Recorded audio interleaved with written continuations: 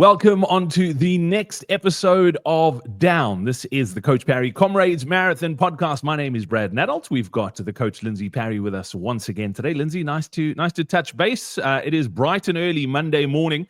We are publishing this slightly later than we do on a Monday, and that's because it was a wild weekend in Cape Town this weekend, wasn't it? Yeah, it was really, really cool being at Two Oceans. And you obviously ran. I was on the side of the road, but on my feet solidly for 4 days. So it feels like I ran Two Oceans just without the pain and stiffness, just the tiredness that I've got. But yeah, Brad, tell us about your run. Yeah, Lindsay, that's partly why we wanted to chat today and waited so long to publish this podcast, was to sort of just unpack my Two Oceans a little bit, and then also what it means. And I think a lot of people can take lessons out of Oceans, because I think a lot of people did run. But then looking forward, yeah, mine. To be honest, I'm disappointed, but I'm not disappointed, if that makes sense. So if you look at the time, official timing, I missed the cutoff by 1 minute and 51 seconds, I think. So yeah, and there's lots of, I mean, I've been thinking about it lots over the last couple of days. There's lots of reasons why, and if you think about it, I mean, 1 minute 52 seconds, that's like 2 seconds per kilometer over 56 kilometers that I'm lost somewhere. And I look at my moving time on Strava, and my moving time on Strava was 6:53. So, I mean, we talk about it often when it comes to Comrades about wasting time and don't spend too much time at the refreshment tables and that sort of thing. And the only time I really stopped on race day was picking up one or two things from my family, and it was really quick stops. It wasn't long at all. And then at the water tables. And I mean, if you follow Two Oceans on social media, you'll know that there has been lots of chatter about the water tables. And yeah, I mean, I don't want to slate the race, but they were poor. I mean, standing in line to get water, it was just they just couldn't keep up with the volume. There weren't enough tables. First of all, they were too far apart, in my opinion, for an ultra, and there just wasn't enough tables or people at the tables. I mean, I don't know logistically how those things happen, but there were lots of times when you got there and there was no cups of water. And then also the cups in South Africa, a lot of our races use sachet. It is single-use plastic, so there's been a lot of talk about that, particularly here in Cape Town, about the environmental impact of single-use plastic. So they've moved away from that. They're now using cups. And I just don't think it worked on Saturday again. I haven't run in Oceans. That was my first one, so I don't know if it was like that in previous years. But it was a challenge, if I have to be honest. And yeah, and then there were probably one or two other little things, and we can talk about it in my race strategy as well, sort of what I want to take out of it. But in all, I'm chuffed, to be honest. I feel good. Legs are a little bit sore this morning. I do have one or two issues, which we'll talk about from a physical perspective, some blisters that I need to deal with. But all in all, first ultra in 12 years, I'll take it.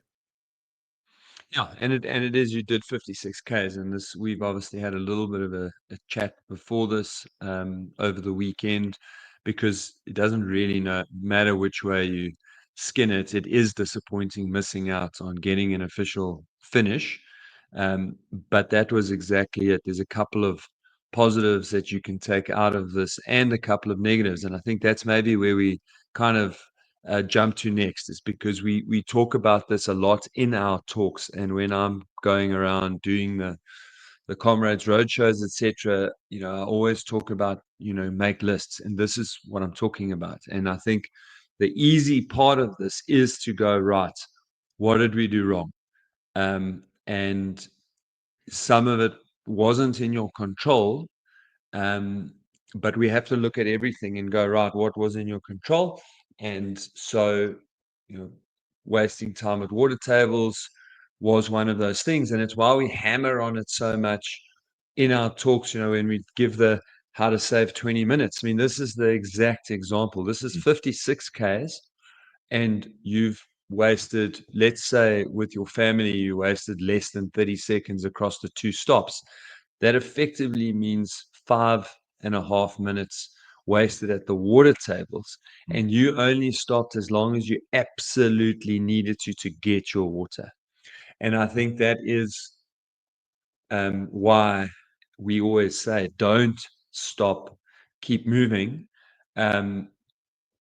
So yeah, I think if you went back, maybe you'd take a flask, knowing that there has to be a race, so that you'd only have to stop at every second or even third water table. But that the point here is, like, let's go through your race and go, right, where else do you feel like you could have made up some of that minute. I had a look at your pacing strategy.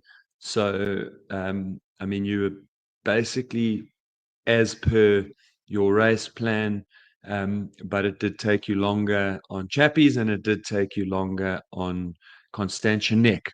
And I wouldn't try and do those quicker, because from my point of view, not feeling what you were feeling and just analyzing what you did, you were able to run really fast over the last 6Ks, which tells you that, from a pacing strategy, you weren't far off, but that maybe we underestimated the degree of difficulty for you as an individual going up the neck and going up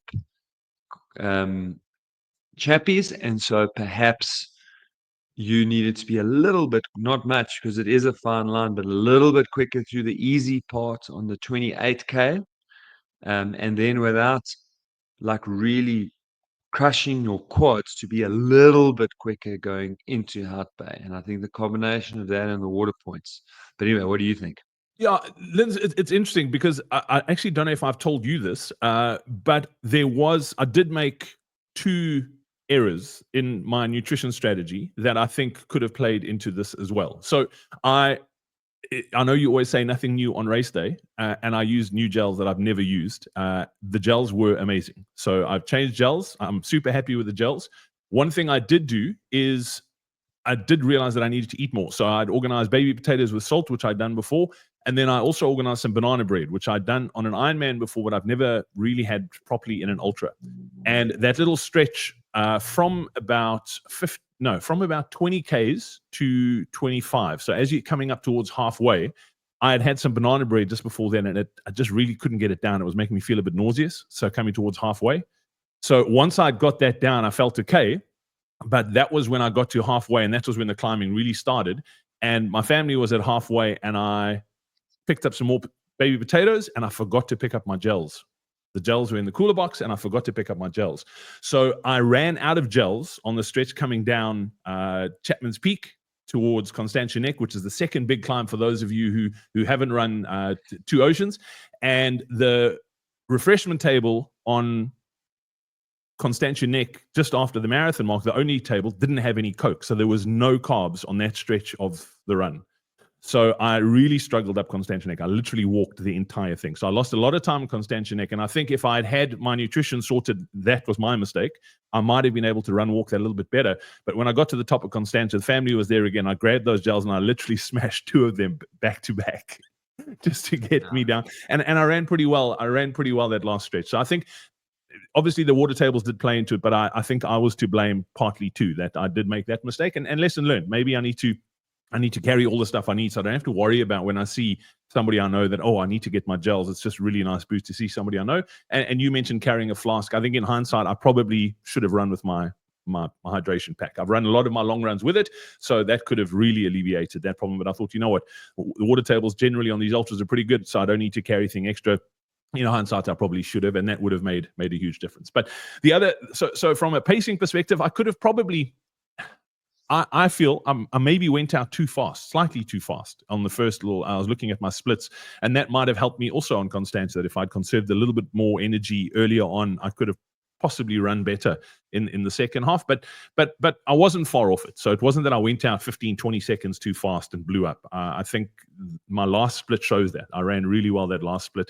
And within, I needed to run the last 3Ks at 7 minutes a K, and I just wasn't able to do that, unfortunately. So that was. I knew in the last K, I was like, I've got to go. If I can go like 6 minutes a K, I've got a chance here, and I just couldn't do it. So it was disappointing, but yeah, I think lots of lessons learned. I think one of the other big things that I have to figure out is I sent you photos last night. I'm not going to do people on this podcast the disservice of showing them my feet, but I've got 2 massive blisters on the balls of my feet, which is a concern. Oceans is 56 Ks. I need to run close on 90 in 9 weeks from now. So I need to figure out why and how do we fix it. My gut feel, and I might be wrong, Linz, is because I pushed so hard in the last 8Ks, there's lots of quite steep downs on that. they felt okay at the top of Constantia Neck, and I think I might have actually done the damage coming down those hills. Yeah, and that's also when your proprioception is starting to go. And so, and probably shoes are wet. And I mean, that's the back end of 6 hours of exercise. So that's probably a combination of a lot of things. And if you do, if you don't let yourself get into a similar situation at Comrades, then you are obviously going to have a problem. So yeah, you've got quite a few things that you can put on that list, and you've got one more chance at False Bay 50 to put all those things right. And look, I think this is the important part that I try to stress with you, and we chatted yesterday, and that is that for you, you didn't make it, okay, 701, but the Two Oceans cutoff is much tighter than the Comrades cutoff. So it's always been Oceans. I mean, it used to be 6.5, I think, something crazy. I mean, imagine.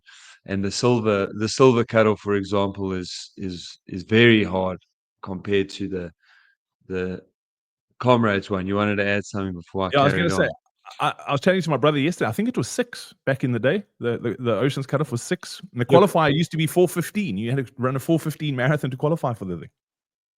Yeah, so I remember it was wild back in the day. So yeah, essentially that's the real positive takeaways for me is that if you look at how you ran and how you were able to finish up, there is an ocean of difference between needing to average 7.5 and needing to average 8 minutes something. And you needing to run 7:16, or you did run 7:16, which just wasn't quite enough for the last 6Ks, even if a lot of it was downhill. um, you know, you have to average just over 8 minutes a K at Comrades, and that's force multipliers easier. And so for you, based on how you went at Oceans, probably looking at around 7:45, 7:50 is the right average for you, which suddenly gives you actually a bit of room to play with on Comrades race day. And so I don't expect you to be coming in the last 5 minutes at Comrades. I don't expect you to be there in 11:15, but probably somewhere around 11:45 to 11:50, and that is less stressful. Like, not being on the edge all day is way less stressful. So I think the beauty of False Bay is that you'll actually get to go and do actual Comrades planned pace, and then that'll really bring your confidence back. Plus, you'll have your little list of things that you can work on to make sure that those things go a little bit better for you at False Bay, all around give you a much more comfortable run, and then that's your confidence that'll go up. So yeah, I think what we really need to now start tucking into is what does your immediate future look like? Yeah, I was going to say, because that's probably what we want to talk about on this podcast today is recovery post these sort of long runs, because it's 2 days post, and as you well know, the DOMs are real 2 days after. My quads, I'm actually, like, physically I'm okay, Linz. I'm really surprised at how well I came out of this thing, but my quads are properly sore. Like, I am struggling this morning, walking up and particularly downstairs. But yeah, what's the best way? Let's talk about how do we recover properly out of long efforts, long, hard efforts like this. Running the Comrades Marathon doesn't have to be scary and intimidating. Just thinking about running 90 kilometers or 56 miles should give you butterflies in your stomach. Add to that the hills you have to run up and down, and having to do it in under 12 hours. The thought of it is enough to freak the most seasoned runner out. Never mind a newbie to ultra running or a Comrades Marathon novice. As much as Comrades is a physical challenge, it's just as much a mental challenge. The constant mental gymnastics of second guessing yourself takes its toll. Am I training enough? How long should my long runs be? How many marathons should I run? What does this pain in my knee mean? My ankle is sore. Should I rest or run? And then the two big ones. Am I fast enough? And will I finish? The questions never stop. The constant worrying is exhausting. And that's exactly why we've created the Comrades Marathon Training Roadmap. It's a proven step-by-step training plan to get you from where you are today to having a Comrades medal around your neck without the stress and worry, knowing that you've done what it takes to finish the ultimate human race feeling strong and in control, ensuring that you arrive at the start line fit and most importantly, injury-free, because more than 64% of those who didn't finish the race last year started with an injury. The Comrades Marathon Training Roadmap guides you through every step of your Comrades journey: training, qualifying, tapering, and race day. We've got you covered every step of the way. Simply head over to coachparry.com/down or click on the link in the description below. That's coachparry.com/down. Yeah, so we're going to talk to you specifically in a moment, and that'll obviously be good advice for other people too.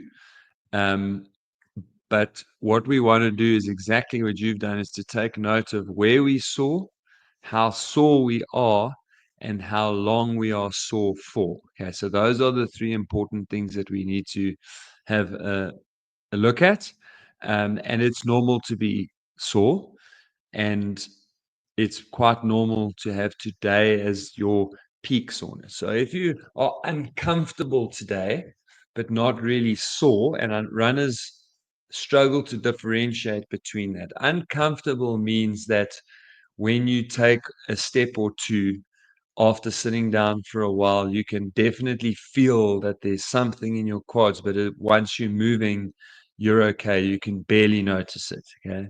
Sore is when you can feel it every step, no matter whether it's extremely sore or just a little bit. If you can feel your muscles with every step, that's sore. Okay. That is called stiffness. That's exactly what Brad is talking about: delayed onset of muscle soreness. That means that your muscles are damaged and desperately trying to repair themselves. Now, if that peak is today, and tomorrow when you wake up on Tuesday, it's feeling considerably better, and by Wednesday, there's just about nothing there, you can start to jog very easy, like recovery run, a minute to a minute and a half slower than marathon race pace. You can go for like 30 to maximum 40 minutes, nice, easy jog.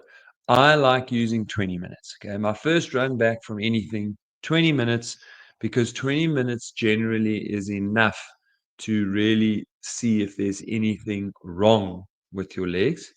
But also, it means that whatever route you plan, if something is wrong in those 20 minutes, you are within easy walking distance home, and you don't do anything silly by just running to get home so that you're not out there too long. Okay. So that's if today is your peak, tomorrow feels better, Wednesday just about fine. You can hit a 20-minute super easy jog on Wednesday. And then on the weekend, Wednesday or Thursday, and then on the weekend, you can go for like a 45 and an hour. That's kind of it. If you hit peak DOMs tomorrow on Tuesday, so that's day 3, that starts to tell us that you've done significant damage. So anything day 3, day 4, if you still are sore and you can feel with every step, you can feel something downstairs is a little bit more sore, that's a week of no running. Okay, so towards the back end of the week, you can get onto a stationary bicycle, maybe get onto elliptigo. You can almost certainly swim, but no impact exercise. In that scenario, I probably wouldn't even walk, to be honest. I would do non-impact, swimming, cycling, elliptical, that kind of thing, and very, very easy. Literally just enough to help the healing process by helping blood to get through those muscles, so that we can bring everything we need for the repair process to the muscles, and we can remove everything that we don't want there, the byproducts of muscle repair, the damaged muscle cells, etc., that the blood can remove all of that stuff away. So that's kind of your immediate rest kind of things. And then from a recovery perspective, this is where things like ice baths, things like compression socks, things like compression boots, and then obviously nutrition play a really big role in these next sort of 72 hours. So if you get a very light massage, if you get yourself into boots maybe 2 or 3 times, if you've got access to that, if you live in Cape Town, getting down to the ocean's very cold at the moment. So getting down to the oceans and soaking your legs in there every day, those are the kind of things that can speed this process up. But if you are still sore tomorrow, it's no running this week. Okay, we've got 9 weeks to Comrades, and it's going to go much better for you if you use this week to recover properly and then to train nicely week 8, 7, 6, 5, rather than force it now because you're scared, because you're worried you're losing out, because you're worried you're losing fitness. You force it now, and then if you don't get injured, all that happens is that week 9, 8, 7, 6 is just bad training. You feel tired, you start to lose confidence. So this week is all about making sure that come next week, Monday, you've put yourself in a good position to have 3 to 4 weeks of really nice training. Yeah, Linz, you talk about the sort of confidence of having it, and having a run like I had this weekend, it does knock your confidence a bit. But I was just thinking, as you were talking about there, comparing to my first Comrades, and the similarities are actually quite weird, to be honest. I ran a marathon about the same time in the build-up and qualified with almost exactly the same time. So there was not that much difference between my two qualifying times. And then the first ultra I ran, which I really struggled with as well, also ended up with massive blister on the bottom of my foot. But if I think about the shape I was in finishing that ultra compared to the shape I was in finishing this ultra, it's two different things. So I'm feeling way better about that. And then talk to me about the role of sleep. I really struggle after these ultras because I'm sore. I just really struggle to sleep. But I mean, I always say that sleep's a superpower. What can I do to optimize my sleep, and what can anybody do to optimize their sleep, particularly this week? So the sleep is a problem, particularly that first night, because your cortisol levels are so high. So after like 7 hours of stress, um, you're in trouble. I mean, your body's in trouble. You've probably also smashed, or not necessarily you in particular, because you also not caffeine sensitive, but a lot of people have smashed caffeine, tons of sugar all day. There is some soreness and discomfort. You've woken up super early. So your body is just flooded with cortisol and you're uncomfortable. So the combination of those two things mean that the night of the race, typically you'll just have very poor sleep. If you are someone who can nap, that's a really good workaround. So if you can, on the day of these sort of stressful things for your Comrades long run, it would be a good thing to use, is that if you can nap during the day after that run, and then you probably won't sleep amazingly that night, and then the following day again some naps. Those will just really also help to pull the cortisol out, because if you can then get to night 2 at least with very little cortisol, then you'll sleep better. You might still be in a little bit of discomfort, which is exactly what you experienced, Brad. And then from night 3, you really should be starting to get to a point where you can sleep well. In these scenarios, again, with the advice of a doctor, you can look at using like sleep aids, melatonin, and or some mild sedative sleeping tablets. Those kind of things are very helpful, because if you can sleep well, you will recover much faster. And we all struggle, especially the night before, the night of, and then for a lot of people, still that second night. Although typically by the second night, I am sleeping quite well. And I'm also a ninja at afternoon naps. So, so I can make up for it definitely with naps. And if you can, you should. Yeah, I hate to break the news to you, but I had a bit of an afternoon nap yesterday while your football team was losing. So, I bet you were wishing you were having an afternoon nap too. Yes, I wish I could have slept through the first half, but at least in the second half, I walked away feeling like we weren't gonna bin the whole league by playing ridiculous football for the last 7 matches. But yeah, anyway, that's the sort of stuff that keeps us on our toes. There were two things that sort of made me think this too. Linz, I mean, we speak about taking pain pills and anti-inflammatories during races, and what a big no-no that is.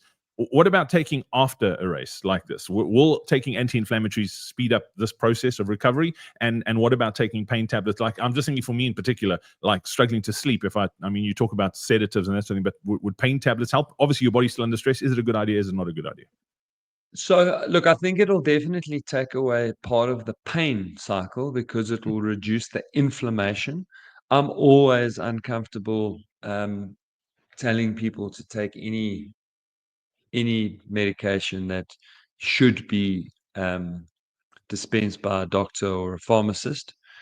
Yeah, and again, there's some studies to suggest that using things like both ice baths and anti-inflammatories actually reduces the benefit that you will get from letting the natural kind of healing take its place. But because an ultra marathon in particular is such a big hit and the damage is so big, I feel like right now the quicker we can get you back to being in a good place to train at low risk of hurting yourself, the better. And so there may well be a place for it, but I'm definitely uncomfortable recommending that people do it. So yeah, I think this is the kind of thing that a chat with a family doctor or with the pharmacist at your local pharmacy, just to make sure that if you are tempted to do that, that you do it safely, do it with the right protocols and guidelines. And then let's talk about those horrible blisters that I've picked up. What's the best way to sort these things out? Do you leave them? Do you drain them? What's the situation? So again, typically I leave them, but that's because typically when you get these kind of blisters, you are at the end of, you normally get those the day of the race that you need to do them with. We chatted about this super briefly on Saturday, I think. And just because of how you had to run, I felt like you were in for this week, basically no running, maybe a bit of cycling next week, some proper cycling to work on fitness through cycling, but that your feet would take about 2 weeks to heal. And then in hindsight, and with the fact that one of them actually popped anyway while you were out supporting your wife in the half marathon, that actually reminded me like, no, actually, when you've got to get back to training fairly soon, then helping those blisters along with a sterilized needle. And in fact, probably the best way to do it is to get the needle all the way through and then to leave a cotton thread in there. So it just slowly drains everything out. And then when that blister then sits up against your foot again, it normally sits there fairly well. It heals quite quickly. And you lose that sensitivity on the skin, where sometimes if you just pop it, that skin can tear quite quickly, and then you straight onto that very sensitive new skin, which in itself can be a little bit of a problem. So, look, we'll see how yours go. But next week, if everything's feeling well, but there's just a bit of sensitivity on that skin, then what we will do is we'll close that up with some elastoplast, and then we just clean it after every run. But typically that will then be enough. Look, your blister is also in a particularly bad place. It's right on the ball of your foot. It's where you're going to land and put pressure with every step. So, normally we'll have this kind of blister on your heel, on one of the toes. And so, even though it's a little bit uncomfortable, running can proceed quite quickly, and it just improves day after day. Yours, we're just going to have to go like a little bit on feel, but after popping the one, we've drained the other. And so I think by the end of the week, you'll be in a pretty good place with your feet. Yeah, fingers crossed. We'll see how things go. But Linz, just to wrap things up, I'm going to put you on the spot here. We have to tell the story because this is one of the funniest things that happened this weekend. Tell us the story about one of your running club mates, what he ended up doing in the middle of this 56K ultra on Saturday. Yeah, so there is a little disclaimer here, because he was going to race a really fast Oceans, but he hurt himself. I think 2 weeks ago, he hurt himself and did all the good things, whatever, gave himself a little tester. In fact, I saw him just after he did the test. I just happened to be running the same park run as him on that particular occasion, and everything was cool, good to go. And then I saw him at 28 Ks, and I ran across the road to say, how are you doing? And he said, nah, my injury flared up. I can run, but I can't push it. So I'm actually going to head off to the Hout Bay park run and do park run and then carry on going with my Oceans, which he did. So he did park run in Hout Bay. And so, of course, when I told you, you messaged me to say, well, hang on, what's his problem? Why is he being so selective? Why didn't he do Fishhook? Because we literally run a few meters away from the Fishhook park run on the Two Oceans route. And he said, Coach, you don't think, you know me, you don't think I didn't check, but Fishhook was closed today. So I didn't do the Fishhook park run, but I did the Hout Bay park run. And just for anybody listening that doesn't quite understand the mechanics of this, park run starts at 8 o'clock. Two Oceans started at 5:15. And so it means that he was in Hout Bay, which is almost at the marathon mark. So between 5:15 in the morning and 8 a.m., he had made it to just about the marathon mark and then had to go off course to get to the park run and then get back on course for the park run. So I didn't actually see his final finishing time. I should have looked. But he probably means it probably means he was at the marathon mark, certainly around the 3:15 to 3:20 mark. If you take out the park run. So not a bad runner, which is probably why he can afford to do these silly things. When you told me, I had such a good laugh. And then I actually thought about it subsequently. There's actually another park run that he could have done as well on the route. And it would have been even better because if you're an alphabetier, the Zs are really difficult to find. And that was a Z on the route as well. Yeah, except that I've done that one and he would have gotten there at like running at his pace. He would have been there between 6:15 and 6:30. So Nobody he would would have have been to there sit for there him. and wait a while. Yes. Absolutely brilliant. What a cool story. Linz, as always, thank you so much. We're back again next week. And thank you so much for listening. We're going to be talking a little bit about the final Comrades run in the build-up. There's a couple of big ones coming up in South Africa as well that we're going to talk about in next week's podcast. So thank you so much for listening. If you haven't hit the subscribe button yet, please do so you don't miss out on any of our upcoming podcasts in the build-up to the 2025 Comrades Marathon. Recover well if you did run Two Oceans this weekend. Congratulations on your runs as well. And we look forward to catching up next week. Cheers.